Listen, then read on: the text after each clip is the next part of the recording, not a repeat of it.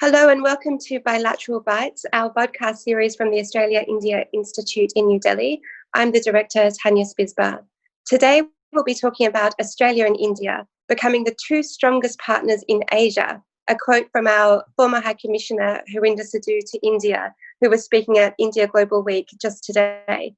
We're fortunate enough to have with us the former Secretary East of Ministry of External Affairs, Ambassador Wadhwa, today, to discuss this topic.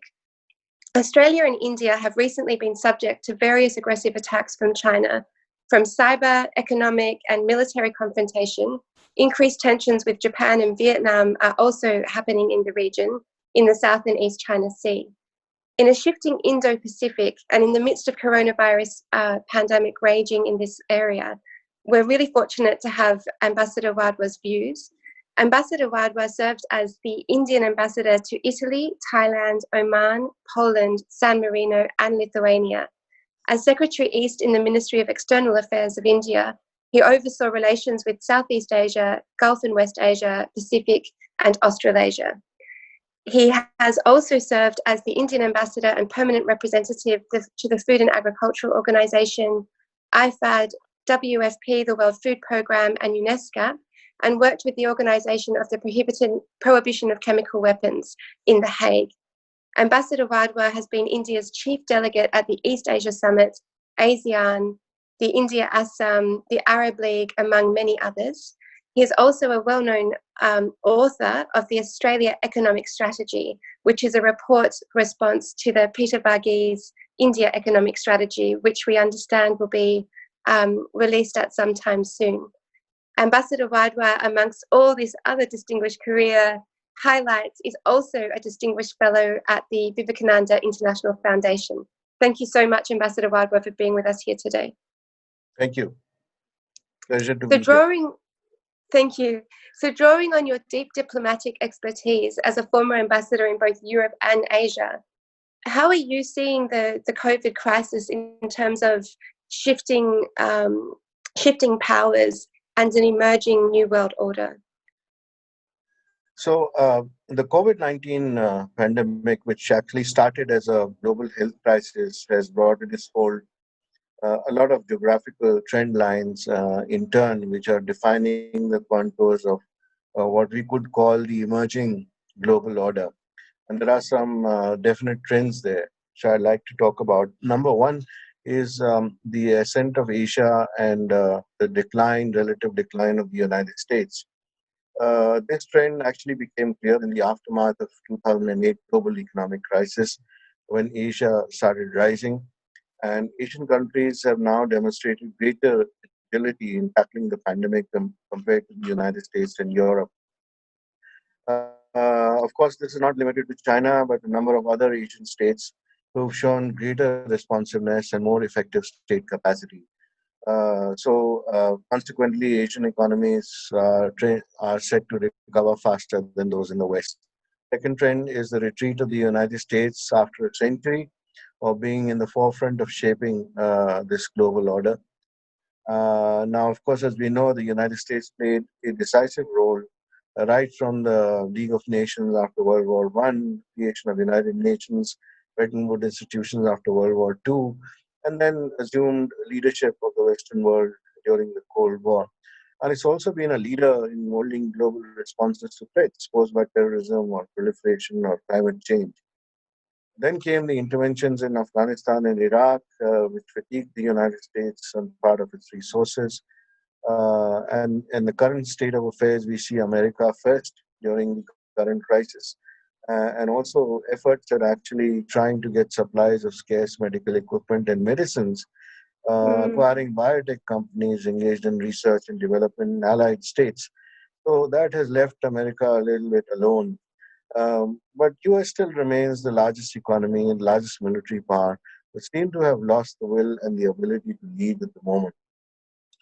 The other trend I like to talk about is the intra-European fission, where that is manifested through the European Union's continuing preoccupation with internal challenges vis-a-vis the inclusion of Eastern European states.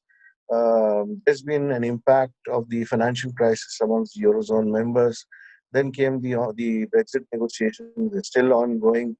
And there are varying perceptions between what we call the old Europe and the new Europe, making it extremely difficult to reach agreement on political matters, for example, the relationship with Russia or with China. In addition, there seems to be a north-south divide in Europe, Mm, in the Eurozone. So it initially showed up when there were austerity measures which were imposed in Greece, Italy, Spain, and Portugal a decade ago by the European Central Bank. And that was persuaded by a fiscally conservative Austria, Germany, and the Netherlands. Then further damage came when Italy was denied medical equipment by the EU neighbors who introduced export controls. Then we can also see that the Schengen visa, visa free border movement has already become a victim of the pandemic. The third trend is the rise of China, because China is now more stronger and more assertive. Its assertiveness has raised concerns, as you mentioned in your opening remarks, first in its neighborhood, now in the United States, that feels betrayed because it assisted China's rise in the mm, hope that an economically integrated China would become a politically more open society. But in recent years, we've seen that the US China relationship has moved from cooperation to competition, and now with trade and technology wars, it is moving steadily to confrontation. The Belt and Road Initiative seems to connect China to Eurasia and Africa through both maritime and land routes by investing trillions of dollars in infrastructure building as a kind of preemptive, step. But of course, we must realize that this trend has not been accepted very kindly by the others, and there is bound to be resistance as we go along in this regard in the future. Then we have the trend about failing international organizations, because in the wake of COVID-19, we've seen how the international and multilateral bodies are nowhere on the scene as a global response. WHO is a case in example. The United Nations Security Council, the G7 and the G20 are paralyzed when the world faces its worst recession possibly since 1929. So in real terms, what has happened is that these institutions, which were actually already subjected to big power politics, is now are now being forced, because of shrinking budgets. They're being forced to increasingly rely on voluntary contributions, and that is sourced largely from foundations from countries like China or some countries in Western Europe. So there is a absence of a multilateral response today, and there's a need for reform of these bodies. But that calls for collective global leadership, which is not forthcoming. Last trend I'd like to talk about is the energy politics, because here there is a surging demand in renewables and green technologies on account of climate change concerns. But the US has emerged as a major energy producer, so it is fundamentally trying to alter the energy markets there. Now, in the case of a looming economic recession, there's also a depression in oil prices, which will exacerbate internal tensions in the West Asian countries because they depend a lot on the oil revenues. And again, we have long-standing rivalries in the region. They were common earlier, but now they can create political instability in the countries where regime structures are very, very fragile. So I would say that the world order is facing a tremendous crisis overall at the moment. That was an incredibly comprehensive and interesting response. Thank you so much. I will unpack a little bit of what you've just highlighted. So you've talked about several trends here. First of all, basically, it's accepted that the 20th century was Pax America, or the American century, and we're seeing America now in decline in the 21st century. And most sharply, you mentioned 2008. The global financial crisis, which I think is appropriate, but certainly since the election of Donald Trump as president of the United States, we've seen a very sharp turn of America away from multilateral institutionalism or globalism, as he has himself said. You also mentioned the Eurozone, the decline of that, the rise of Asia, which is quite true, multilateral institutions in crisis, China and its aggression, and also an energy policy. unpacking all that a little bit, because there's a lot in there. When we think about everything that's happening, obviously in the 21st century, then we talk about moving from a bipolar world to a multipolar world. We've seen some countries emerging as middle powers like Australia, major powers, one could say, like India, France, Germany. What I find quite positive is that these countries have in fact spoken about a positive multilateralism or a human-centric multilateralism. And Prime Minister Modi has certainly been demonstrating quite a lot of leadership, particularly in the early parts of the COVID crisis, personally phoning President Macron, our Prime Minister as well, Morrison, and also Chancellor Merkel. And he's been speaking about this human-centric multilateralism and the need to commit to institutional reform. My question to you is it possible? So you raised the League of Nations and American leadership there. It's true the president at the time even received a Nobel Prize for leading the League of Nations. However, one of the epic failures of the League of Nations just before World War II was the fact that the US didn't join, which left it with a rather gaping hole. We then had the United Nations established just after World War II. Do we think we need institutional reform? And is it possible, or without that commitment, do we need another institution altogether? A move from the League of Nations to the UN? Is it time for a 21st century institution that would reflect the new world order, so to speak, and the rise of Asia, rather than trying to reform existing 20th century architecture? Do you have some thoughts on that? Well, I would think that certainly there is a very attractive proposition, but that could work in normal times when the world is not facing a crisis in the economic side, because this is a crisis of unprecedented proportions. Where this will end also is not known at the moment. How it will go in the future and how it will affect different countries is a big question mark at the moment. Also, societies will have to reorient themselves. They're more concerned about that at the moment, and people in these countries are more concerned about how to survive this current crisis. And so reform of the United Nations is something which will keep on trudging along. I do not see it making too much of a progress at the moment. And certainly, in my view, to have a new world order in this situation where there are multiple poles which have emerged and there is no cohesiveness in the United Nations Security Council membership seems to pose a big problem at the moment. So I would think that we have to just wait and see, ride this out, and wait for better times for that new international order with the proper representation of Asia when it comes about. You make some very good observations and points there, and particularly the institutions you mentioned. Something that has struck me is the rise in leadership of India in our international institutions.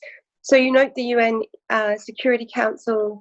Obviously, India has been successful in being voted again to be a non-permanent member of the UNSC for 21-22. At a very crucial time when we're talking about cybersecurity and all kinds of threats. Is this an opportunity for perhaps a look at non-traditional security, non-militarized security, and thinking about energy security, since you touched on energy, in addition to other non-traditional forms of security like cybersecurity? And would there even be space, do you think, to think about climate change as a security issue? Yeah, so India, as you rightly said, is making the point for some time now regarding the reform of the global institutions. And, presently the world seems to be at an inflection point. It has come at a time when India feels it can project its capabilities, for instance, as a pharmacy of the world. But in terms of non-traditional threats to security, India has always been advocating that. It has not always been given the kind of attention that it deserves across the board in the United Nations. In the regional institutions, especially in Asia, If you look at East Asia Summit, for instance, that figures very, very prominently. Just goes to show what the priorities are in different parts of the world today. And I think, as far as India is concerned, it senses a kind of a vacuum in leadership in a COVID-driven world. In fact, uh, coming back to your earlier point, what has happened is that the current US-China dynamic has opened up a space for middle powers like India and Australia and France, which you mentioned, to show that they can provide some kind of a stability. And obviously, there are groupings which have already emerged. There is India, Japan, and Australia, and then there's a Quad with US, which is part of it. I suspect that it's going to be strengthened much more as we move along in the future, and possibly be enlarged to Quad 7 or 8 or 10 in terms of the specific issues that it comes to deal with. So what has happened is that leaderships around the world now realize that they should be dealt with on an equal basis rather than trying to impose their will on each other. And Southeast Asian countries, in particular, leadership of the G20 countries, the non-aligned movement, they're all of one view on this issue. How this will come about, though, is a million-dollar question. The first test, in my view, will come when we come to the General Assembly of the WHO, which is going to happen very, very shortly. And here, of course, the way in which countries are thinking about the non-traditional threats to security and how to deal with them in future will come to the fore, along with the issue of reform of multilateral institutions like the WHO. So that will set a trend. And in my view, countries will be much, much more positive in that direction now because the pandemic has really affected countries across the world. Sure. I would like to touch on a few things that you've raised again in those very interesting comments. So we discussed the fact that India is again elected to be a non-permanent member of the UNSC, but you also mentioned the World Health Organization, where India again has been elected to be the chair of the executive board of the World Health Assembly, and I believe Minister Harshvardhan will be taking on that role. So India has a lot to do within the World Health Organization. It has called for institutional reform and for the strengthening of the WHO. India was also leading not that long ago, I believe 2015 or 16, former Health Minister Nada was the president of the World Health Assembly when the Global Action Plan for Antimicrobial Resistance was agreed to, which again is part of a commitment to health security, if you like, and understanding communicable disease. India is also demonstrating other strengths. It will host the G20 in 2022, and you spoke about G20 countries as well. You also mentioned the Quad. What are your personal views, given your vast experience as an ambassador in Asia and in Europe, but also having represented India in international organizations, on a strategic relationship with the United States, which still seems to serve a very good purpose in regional organizations like the Quad, but is obviously playing quite a destructive role at the international institution level, and the WHO is a very obvious and recent example. Trump having announced that not only has he halted funding, but will in fact withdraw from the WHO, which will be effective July next year. How does a country navigate a relationship that is still of strategic importance as a regional ally and perhaps as a bilateral partner, but is playing an unconstructive role where we have otherwise had shared values in terms of multilateral institutions, multilateralism to resolve global issues, including trade, and most pertinently right now, health? That's a very interesting question, Tanya. I think what has happened is that the United States policy under this administration of the US first has actually affected not just the foreign policy issues, but also the common issues which actually affect mankind. So Mm, climate change was the first victim. And of course, now, the withdrawal from the WHO, because essentially of a bilateral problem that the United States has with China and the behavior of China, has actually made sure that the United States has lost influence on a major multilateral institution in the world. So I think the answer lies in not withdrawing, but in engaging and trying to reform the system while you're in it. So that would be the desire of the friends and partners of the United States. Something similar is happening in the Asia Pacific. Now, contrary to earlier expectations, the rise of China has not been peaceful, and Asia is actually feeling the brunt of its aggressive policies. There have been unjustified territorial claims. There are policies that are aimed at cornering of resources. You mentioned in our opening remarks that India is currently facing multiple incursions from China on the line of actual control on the Indo-Chinese mm, border. Australia is facing retaliation and pressure and trade because of enhanced tariffs and anti-dumping measures for support of an independent assessment of the origins of the novel coronavirus. It is also still recovering from a very vicious Chinese cyber attack. Again, we see China moving quite aggressively to establish influence in the Western Pacific, and there have been unconfirmed reports of China seeking bases in places like Vanuatu and Solomon Islands. There is a quest for natural resources with total disregard for transparency and fair practice mm. in the Chinese policies towards the Pacific Island states. And obviously, countries across the region are alarmed. Again, you see Chinese ocean mapping activities and the presence of PLA naval vessels, which has increased in the Indian Ocean noticeably in the last year. Countries like Australia and India would like the United States to remain engaged in this region if the policy of free and open Indo-Pacific has to be strengthened, which I believe seemingly the United States seems to be doing. But it is ignoring the fact that there are other threats to international peace and security. And Mm. that is something like the pandemic, for instance, can only be handled through the existing multilateral institutions, which continue to be nurtured. And until they are reformed, one should not disengage from these particular bodies because of bilateral issues and problems with countries like China.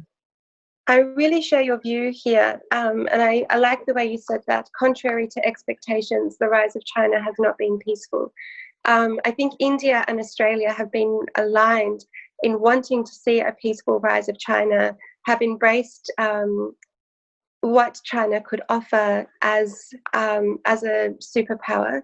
And unfortunately, what we've seen instead is distinct aggression, leading, in the case of India, to actual loss of life along the line of actual control, which is devastating. I think India and Australia have been aligned in trying to walk that balanced line of friendship with China, but wanting to ensure that China embraces the common values of the Indo-Pacific, which is clearly not happening. You've spoken about the maritime aggressions with islands near Japan and Vietnam, other disputed territories there, as well as in the Indian Ocean. What more do you think the Quad could do to contain China? We haven't really spoken about Chinese containment as India and Australia. I think we've been really trying to kind of embrace what a rising China would look like, but 2020 doesn't look like the kind of China that will see peace in the Indo-Pacific. I know there was a leader level or a ministerial level meeting of the Quad earlier this year, which included the Quad plus Vietnam and Japan as well joining. Indonesia, sorry, Japan's obviously a member. Could the Quad expand in membership? What types of things do you think it could do to address an aggressive China in the region? So, before I talk about the Quad and Quad Plus, I think we should first talk about what India and Australia can do together. We've had a Sure. series of MOUs recently during the virtual summit between Prime Ministers Modi and Morrison. So I think what Australia and India would need to do is to step up the plate to actually actively participate in meetings and consultations in the framework of Quad or Quad Plus. Also strengthen their ongoing coordination with Japan and Asia, and also for exchanging views on Australia's specific setup in India's forum for Indo-Pacific Islands Cooperation. Is called FIPEC in short. What India will need to do is to join the cooperative Blue Dot initiative, which has been mentioned during President Trump's visit to India earlier this year, and also to pool in efforts with the United States, Japan, Australia, New Zealand to come up with a credible and transparent and alternate funding mechanism for projects in the Indo-Pacific with ASEAN and the Pacific Island states in mind. So that offers an alternative to the BRI. And they will also need to work closely together through the ASEAN and East Asia Summit institutions and also to strengthen institutions like the WHO. They'll have to strengthen their interoperability, which is not perfect at the moment. They'll have to share some technological advancements in the defense and strategy spheres and look for ways to complement each other and to share the burden. There's a mutual logistic support arrangement that has been agreed upon, which will now allow use of each other's facilities and also increase interoperability of their defense forces. So Australian participation, I think, in the Malabar exercise should now become a natural corollary. From there, I come to the Quad. I think the Quad needs to meet at the summit level. That's my personal view. It needs to send out a proper signal. It needs to focus on areas which are doable. For example, strengthening of maritime domain awareness, which it has been already working on for some time now, is a given. And also in terms of I talked about burden sharing between India and Australia. I think the countries of the Quad need to actually devise a way in which they can share this burden, use their limited resources in an interoperable way, so that it doesn't put a burden on any one of them, and at the same time strengthen intelligence sharing between themselves, not just in the maritime domain but even otherwise. That can be supplemented by satellite information sharing mechanism, which will supplement what they're doing in the naval field and capabilities.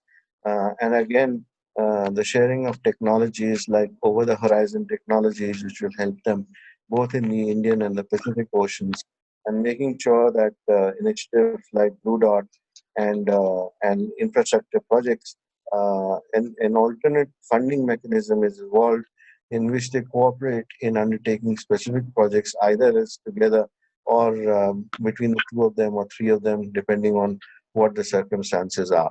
So I think all in all, what it requires is an overall strengthening and the focus of what the Quad has already been doing. In terms of Quad Plus, I think, as I said earlier, it depends on what the issue is. At the moment, the Quad 7 is meeting in terms of the COVID-19 pandemic and Yes. response and cooperation to COVID-19 in the Indo-Pacific region, which seems to be going very well because they meet regularly every week or so. They're making steady progress in terms of information sharing, coordination, and in terms of how they can help each other in this current crisis. I think similarly on issues which are common to countries, the Quad can work with like-minded countries in different fields.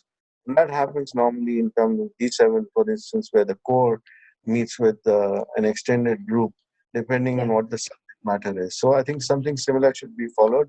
And Quad itself needs to come up with a moving secretariat, a non-permanent secretariat, which again will not put the burden on setting up an organization, but at the same time will give it some working space in which during the interim between meetings the secretariat can work on certain issues. No, I think that's a very sound response. And I particularly agree that the Quad needs to meet at summit level to send out a signal. I think that's a really astute and good plan that I hope comes into action. You preempted me on Australia-India relations. That is where I was going to go next. And you're quite right. We had a very successful virtual Prime Minister's Summit last month. Harinder Sidhu, the former High Commissioner of Australia to India, recently in her comments today during India Global Week, actually spoke about the strength of having a virtual summit during this COVID crisis time, as it's easy for countries to get quite focused on their domestic agenda. The fact that India and Australia prioritise one another enough to move ahead with a bilateral summit demonstrates the strength of the relationship and the growing partnership. You also raised some of the crucial outcomes of that meeting, which was in fact raising the defence and foreign minister and foreign ties of 2+2 from secretarial to ministerial level. I agree with your observation as well that what we need is a credible outcome on funding in the Pacific Islands to have a credible and sustainable response, so that China isn't the only alternative, and that a model of indebted diplomacy isn't what unfortunately succeeds in winning over alliances, but rather genuine values and the freedom to align on a value structure rather than one based on debt. So I think that would be really helpful as well. You're very famous in India and Australia circles now for your work on the Australia economic strategy. We've talked a lot about the global world order, the Indo-Pacific, and the Australia-India relationship from a strategic perspective. I'd now like to turn to the trade and investment perspective, because you've spent a lot of crucial intellectual power on this aspect. I believe you concluded a draft at the end of last year. Has COVID changed any of the sectoral priorities that you might have highlighted that Australia and India could work on? And that might be in the health space, or perhaps as we move into an online environment, perhaps more work on cyber or other technologies. But I'm really eager to hear your views on that. Yeah, so the Australia Economic Strategy report has been revised in the light of the pandemic. And it so happened that it was supposed to be ready for the virtual summit between the two prime ministers. And since the pandemic was already out, that gave a chance to review it with all the key players in India, at least 30 different ministries, who given their comments based on what they had undertaken during the period in order to meet the challenge of the pandemic. And obviously, the report could not have gone on without tweaking it in that respect, which we have done. Sure.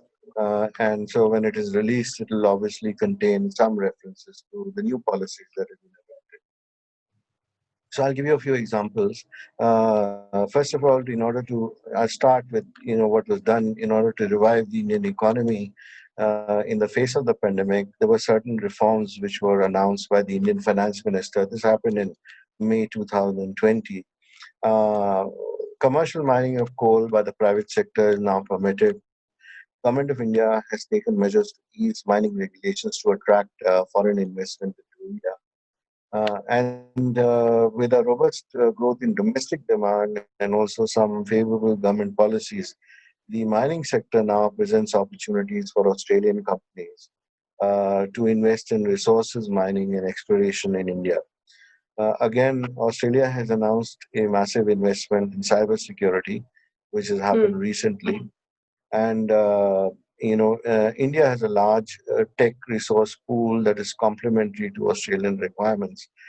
This collaboration has been on since 2016, but now this will give it more focus and a sharper edge. One of the MOUs that was signed during the virtual summit also dealt with cybersecurity. So the report has actually covered for these possibilities already and how the both countries could tackle it. Then both countries, the COVID-19 pandemic also highlighted the urgency for international scientific collaboration in research and development, and for the manufacturing of equipment and identifying treatments to face global health emergencies. And now India and Australia have identified the need to develop vaccines, personal protective equipment and ventilators, etc. Also, Australian investments and technology have been identified for collaboration in food technology and processing and the dairy sectors. And this comes from the relevant ministries in India, which is a very encouraging development. Also, Yes. 100% foreign direct investment has now been permitted in India for renewable energy generation and also for distribution projects, which also provides an opportunity for Australian companies. Then there is a requirement to set up pumped storage projects in India to manage large-scale integration of renewable sources of energy and also grid balancing. And this has emerged as a good area of collaboration with Australia. All this has happened post-pandemic. And then the focus in India in infrastructure has shifted now post-pandemic to highways and also toll roads. So that's emerged as a good area for collaboration with Australia because Australian super funds have been looking at that sector, and also the infrastructure company now have an opportunity in this sector. The Australian tourism industry has seen a strong growth in the last decade, and Australian investments in the Indian tourism areas of heritage and religious tourism, of eco and coastal tourism, can be a great opportunity once the COVID-19 pandemic eases up. At the moment, though, collaboration in this area has gone to the back burner. So the report acknowledges now the fact that we will have to put it off for some time. Then the online education technologies have seen a 60% jump in India post-pandemic. And India and Australia can collaborate to integrate e-learning solutions into existing curriculums and in enabling teachers, for example, to develop online curricula. So many of these issues have come up post-pandemic, and accordingly, the report has been taking into account the capabilities of India and Australia. Thank you so much, Ambassador Wadhwa. I can see that throughout our very detailed conversation that we've gone from global to regional to bilateral. A lot of the work that Australia and India is doing is actually relevant to all of those global issues. And you've highlighted that yet again in just those sectors that you've outlined. You started this discussion by talking about the various global trends, highlighting also trends in energy flows. And I note that you've focused on energy between Australia and India as well, and particularly the renewable energy sector and how we can support one another there. Thinking about India's global leadership, the International Solar Alliance is clearly one in which India has truly shone in creating an international organisation housed in India and in Delhi itself. And hopefully the collaboration on renewable energy can support the work of the ISA at a global level and India at a national level, and both of us obviously at a bilateral level too. You touched on cybersecurity, which again, we both have respective strengths. Australian government has poured a lot of money into that. This year, that particular framework agreement also looks at critical technologies in quantum and other things, which obviously India and Australia will stand ready for. And I understand part of India's ambitions is also to become the global cybersecurity provider, in addition to being the medical or pharmaceutical supplier to the world as well. So I'm sure we'll see even greater strengths in cyber partnerships too. I could always speak to you forever, Ambassador Wadhwa. You're a font of knowledge across many topics, but I really thank you for that overall assessment of the world as you see it today, and in particular, the Australia-India relationship becoming perhaps two of the strongest partners in Asia. Thank you. Thank you so much for inviting me for this talk.